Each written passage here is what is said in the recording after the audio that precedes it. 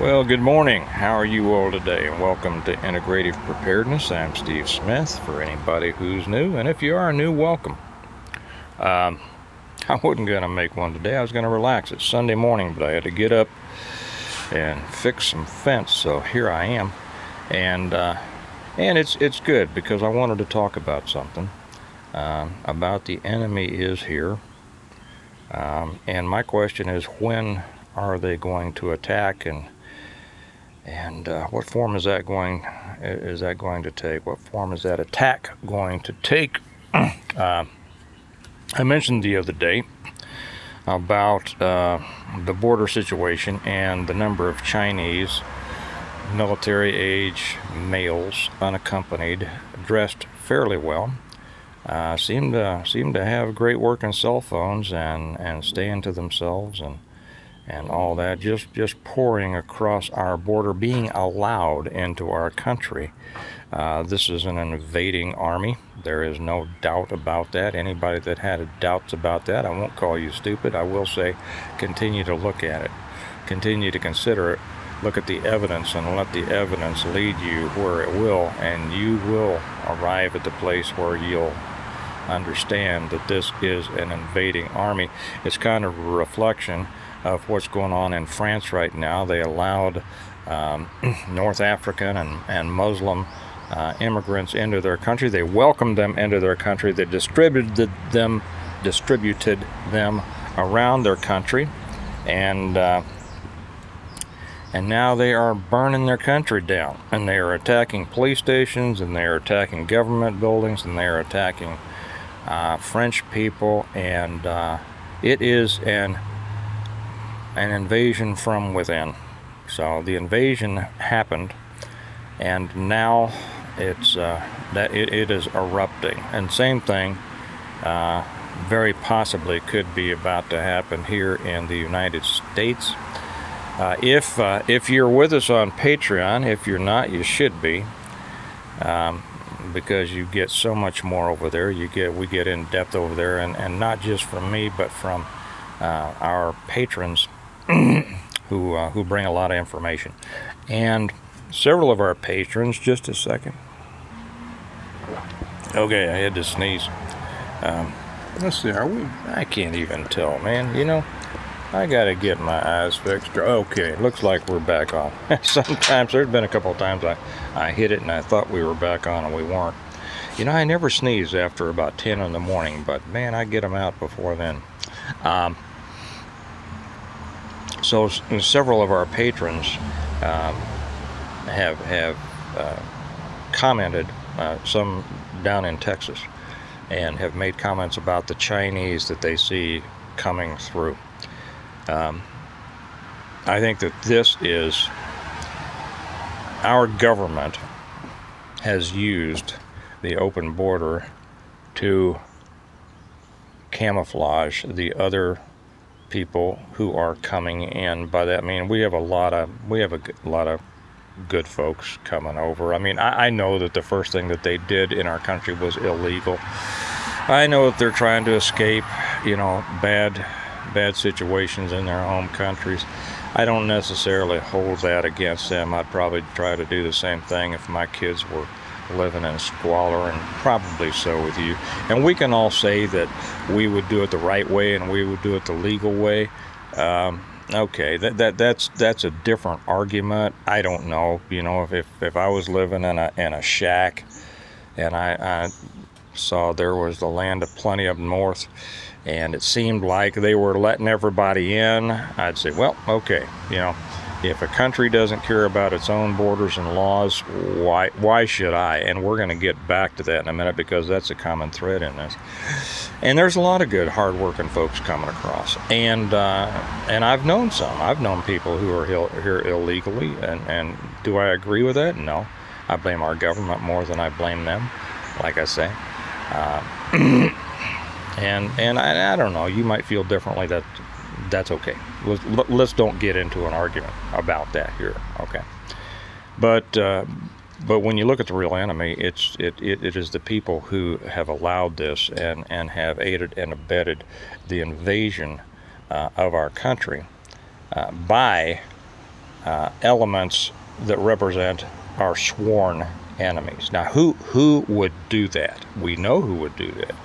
We know that communists here in the United States aid and abet the communist influx and threat against our country, because that's what they want. First off, they want that because they are little commies. Secondly, they're getting paid off to the tunes of millions and millions and millions of dollars, and there's nothing lower than that. I mean, you know, what do you call somebody who does, you know, what other people want them to be, to do, you know, for money? It's called a whore. Well, we've got whores running our country, and everything from the very top down to the very the very local levels. One of our esteemed commenters suggested that I call them hoes, holders of office. Yeah, that's good too, but they're whores, and and they've caused it. If you think back, now we know that we have thousands of Chinese.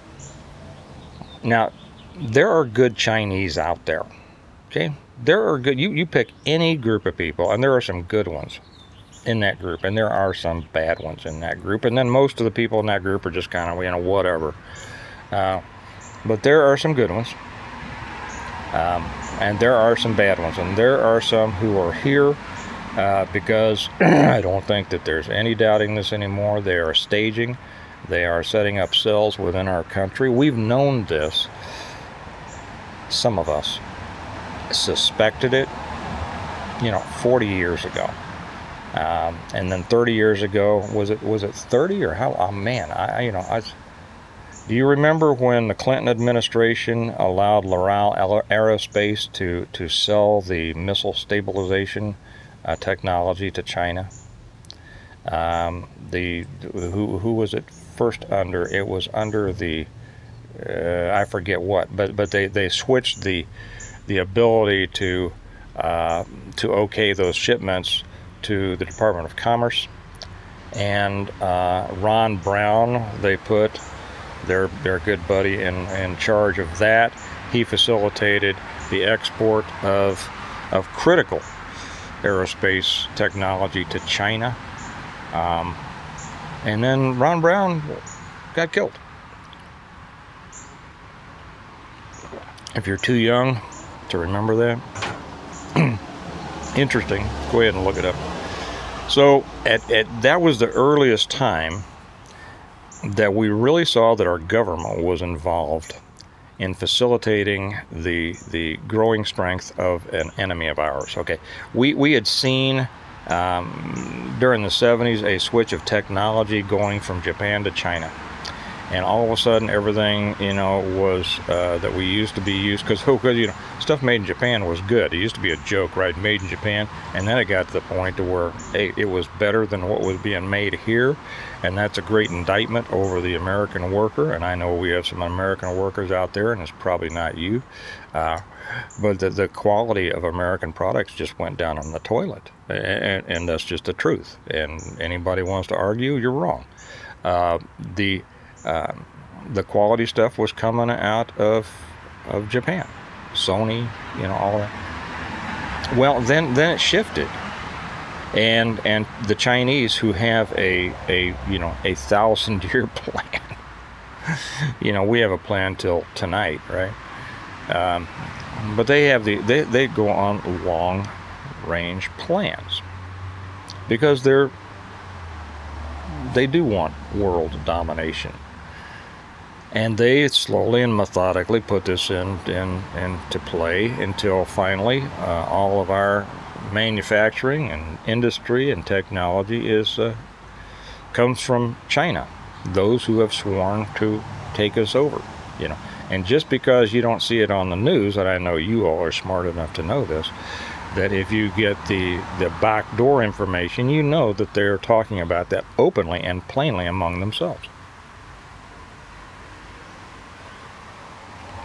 The idea of a Red Dawn 2, I did see that movie. I thought it was kind of silly. You know, I mean, whatever. It is not inconceivable it's not going to happen the way the movie had it, but if you use that as an example of what, you know, could happen in a different way, yeah, it's already happening. You know, they haven't been parachuting into our towns. They have been coming in as students. They've been coming in as professors.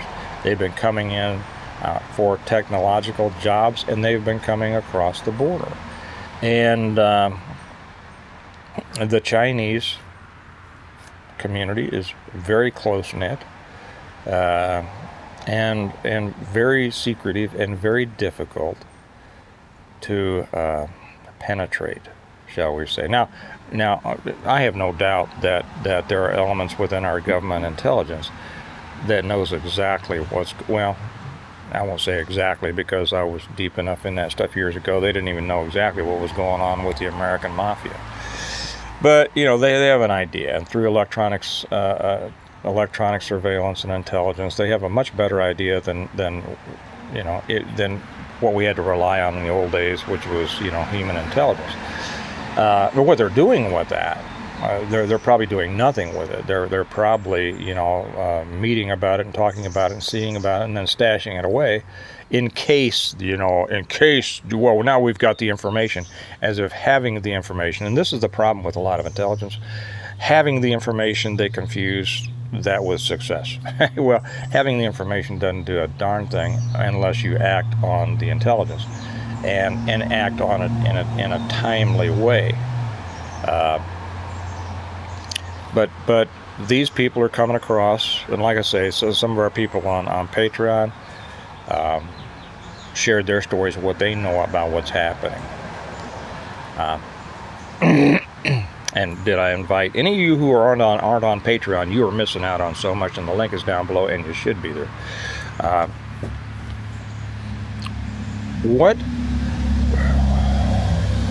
Let me ask you this, because when we talk about our enemies, who is our enemy?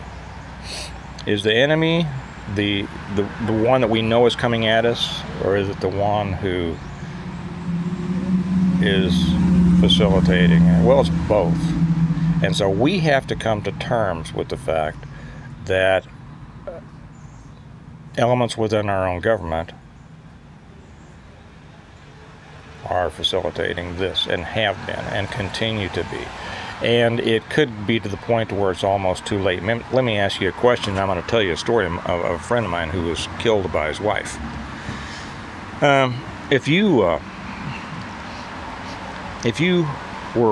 are married, okay, and you find that your spouse is selling your business, and you have a family business, we're going to use this example, and you find that your spouse is selling or giving information about your family business to your main competitor, what do you do? What do you do? Do you continue to trust that spouse? I mean, the marriage is over, right? I mean, for all intents and purposes, any normal person would see this as, you know, if not the ultimate betrayal, close to it, because the ultimate is coming. And so you would see, you would totally, you know, you would lose all trust for that spouse, right? You might, if you're super smart and super sneaky, start feeding the spouse, you know, if you can, some false information for them to pass on, but that's getting a little bit, you know, out there. I mean, the rare person would do that, right? Most people would just get mad, but so that's the scenario. And so why is this spouse doing that? Well, obviously there's something in it for them, right? Is it money? Is it that they have have they been compromised? Have they been, for whatever reason, are they developing a personal relationship with this other person? And then you find out your spouse has been sleeping with that competitor. What do you do? What do you do? You see, we are, the American people, are the person that I'm talking about, and our government is the spouse. So the spouse gives information to our enemy and then starts sleeping with the enemy. And they're doing so at our detriment. I mean, obviously, if your spouse is catting around, it's to your detriment. Now, you're probably better off without that person, okay? And that's cause for divorce, no matter how strict you are about divorce. Jesus said, yep, that's cause for divorce. So yeah, I mean, is that the ultimate betrayal? Yeah. Do you stay in that relationship? Really? I've known people who have, and I will get into one in just a second. Or do you allow that spouse to keep telling you what to do? Now, this is a little bit different because I'm not going to say, I'm not implying that you all out there allow your spouse to tell you what to do. In a good relationship, a good marriage, it's a matter of discussion. It's a matter of leadership, and I believe in the male leadership of the family, if that's possible. In some families, it hasn't been possible, so female leadership, but there has to be leadership. So what do? Do you continue to do whatever that cheating spouse says? That's what the American people are doing. I'll tell you a story about a friend of mine. I had a good friend. We banged around this city from the time we were 16. He went on the police department right after I did. He ended up coming out to the sheriff's department right after I did, but then he went back to the police department, rose up through the ranks, didn't quite retire. I'll tell you why not in a minute. He was a sergeant down there in the city. Well, I lost track, as I did with many of my old friends, because I went a different way than most of them did. And at the funeral of my best friend and oldest friend some years ago, I went to the funeral and I signed the online guest book. Well, I had another old friend who I had lost track. I've been on the police department with him, and he saw my email there and he got a hold of me, and so we reestablished contact. Well, we got to talking about old people, people that we'd known, and he said, this guy that I had mentioned, the guy that I had grown up with, 16 and up, he says, well, he's dead. I said, well, how'd that happen? He says, his wife shot him. I said, really? He said, yep. He said he took up with this crazy woman, which isn't unusual in law enforcement, to be real honest. At least it wasn't in my day. Half the guys, well, I don't know, half. A lot. There were a lot of troubles in police marriages because of the lifestyle. But anyway, he took up with this woman, and my friend said everybody told him she was crazy. Everybody told him she was screwing around on him. He wouldn't believe it. And everybody said, don't marry this chick. Don't marry her. Well, he did. And of course the marriage was just turmoil. She did whatever she wanted, and then she'd yell and scream at him, and she was really, apparently. And he said one night he came home after shift, and then I don't know, doesn't matter what time it happened. Anyway, he went to sleep. He was asleep. Investigation reveals that she shot him in the head with his service pistol while he was asleep in bed, and then set the house on fire. Burned the house down around him. There's a YouTube up about it. Not about the whole story. It's just kind of a sad, maybe I'll put it up on Patreon. I don't know. Kind of sad. And I mean, the fire department goes out there just like it's a house fire, and they put it out, and of course as they go through it, here's my friend burned and dead in his bed. Well, I think you see the comparison now. We have a crazy spouse. We have a crazy spouse who is abusing us, who has been disloyal to us, who has betrayed us with our enemy, who are enriching themselves at our expense, who are controlling us more and more and more, and who is inviting. It's almost like that spouse I was talking about. Not only are they now sleeping with your enemy, but now they're inviting all of your enemies into your house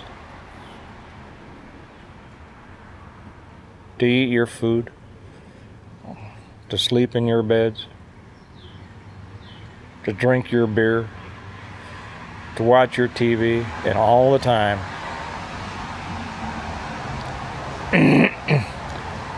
they are seeing you as weaker and weaker, and because you are. I mean, imagine that. What kind of person would do that, right? What kind of person would put up with that?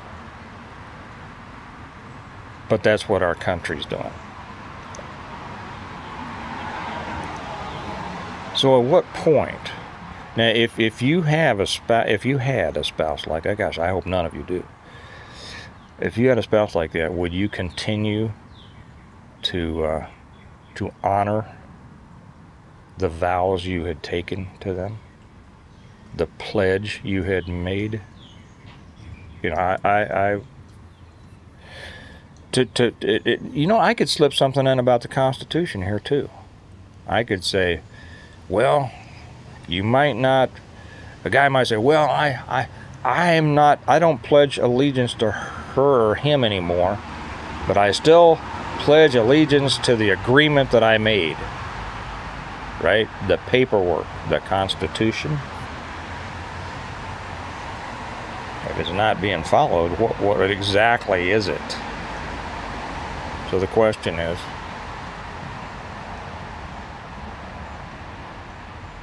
how long does that spouse put up with it? Does that spouse continue to live in that situation? Do you, the battered spouse, do we continue to live in that situation? Continuing to be abused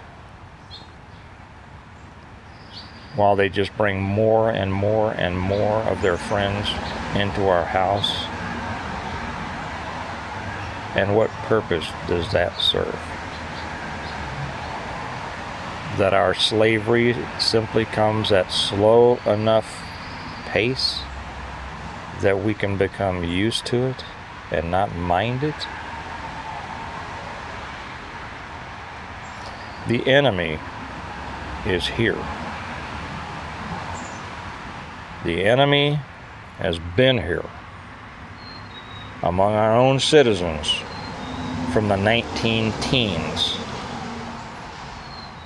when the American Communist Party first got a foothold. And they have been gaining power ever since, through the Democrat Party and others. Now, not everybody in the Democrat Party is a commie. Just too many of them are, and the top ones are. And all these little idiots who love to think of themselves as victims because they couldn't make it in the real world with competition from the rest of us. There's finally enough of them that they've come together and bound themselves together into one big mass that has been able to force this culture so far to the left that is questionable whether we'll get back. Probably a fight has to come. Every day that goes by, we get weaker and they get stronger.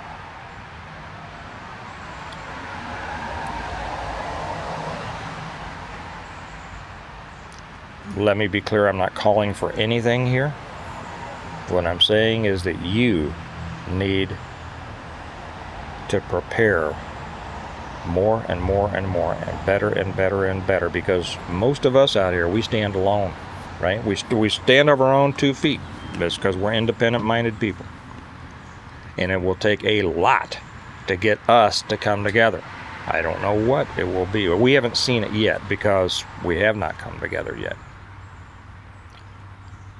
But it's going to take a lot. It might take something like what's going on in France. We will see. But until that time, it's up to you. It's up to you to provide for your own safety and security, your own intelligence, and your own ability to live independently, to be self-reliant, to provide for all those basic things we talk about: food, water, shelter, and defense. Defense is going to be a big one. Defense everywhere you go. There is no place in your life that you aren't your primary defense. If you rely on the government, just kiss it away. So the enemy is here. The enemy is getting stronger. The enemy is being emboldened and strengthened by the very people, our government, who is charged constitutionally with securing our country. Instead of doing that, they are aiding our enemies. What allegiance do we show that government? And don't, you know, I know I'm going to hear, well, I still love my country. I don't know what my country is, okay? None of you out there could be any more of a patriot than I was years ago. Let me assure you of that, okay? And I'm not putting you down no matter what side you take on this, so don't put me down either.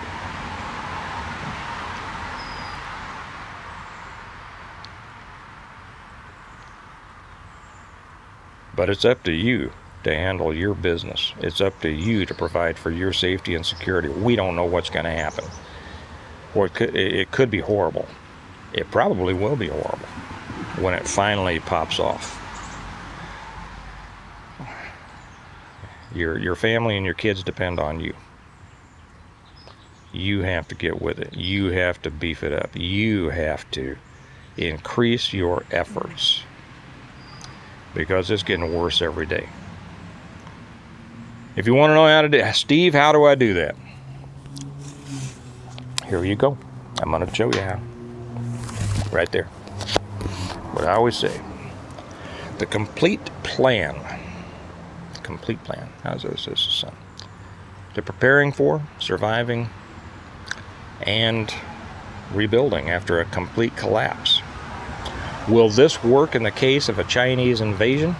Hey, it's better than anything else you can read out there. Will this help if there's total martial law and the government stays in place? Well, it's going to get you a long way down the road. But if the big collapse comes, which it may in many different ways, this is a complete plan, like I say, for preparing for, surviving, and rebuilding after a complete collapse. The Stonemont series, my series of books. I wrote them. I started writing them back in 2015. They came out, the first one in 2017.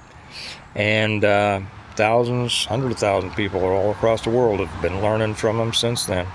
They're available, and you should too. If you haven't read them, you should. You will learn a lot, and you will enjoy the story. They're available through Amazon in both paperback and Kindle, or directly from me in my website, stonemont.us. The links are down below, stonemont.us. That also lets you get them from me if you would like autographed. Just put them in there. The t-shirts are there too. You can order the t-shirts through there, and you should. If you're a Stone Monter and you don't have a t-shirt, what's wrong? You need to have one. But there's a place for you to say, here, I'd like Steve to write this in my book, and I'm happy to do it. But take this seriously. It's getting worse and worse and worse. You don't have a friend out there. You don't have a friend in the government. You don't have a friend except yourself, God, and whatever like-minded people you think you can depend on. But you have to get at it. Up that preparedness. Keep track of what's going on. Watch what's going on in France. Watch what's going on in our country. Watch what's going on in Mexico. Watch what's going on in China. And if that don't kick you in the butt to get you going harder, I don't know what will. You all have a good day. Remember that we prepare well today in order to live well tomorrow. So get out there and prepare, because your tomorrow depends on what you do today. And I'll talk to you tomorrow. Bye-bye.